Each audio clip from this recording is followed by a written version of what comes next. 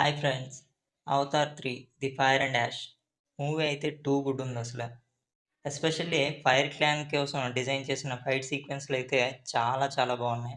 సినిమాకే హైలైట్ అని చెప్పుకోవచ్చు. ఇంకా 'పాండోరా' వరల్డ్‌ని చూపించే విధానం అయితే మూవీకి అప్‌స్కేల్ చేస్తూ చూపిస్తున్నారు. ఇప్పుడున్న టెక్నాలజీని కూడా ఇంత బాగా చూపించొచ్చా అనిపించే విధంగా చూపించారు. టెక్నాలజీ కన్నా ముందుంటున్నారు జేమ్స్ కెమెరాన్. అంత అద్భుతంగా 'పాండోరా' వరల్డ్‌ని అండ్ కొత్త కొత్త క్యారెక్టర్స్‌ని ఇంట్రొడ్యూస్ చేసి చూపించారు. చాలా అద్భుతంగా ఉంది మూవీ అయితే.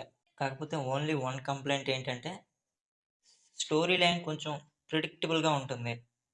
'అవతార్ 1లో' ఉన్నట్టుగా ఇది కూడా సేమ్ టెంప్లేట్‌లో రన్ అవుతుంది.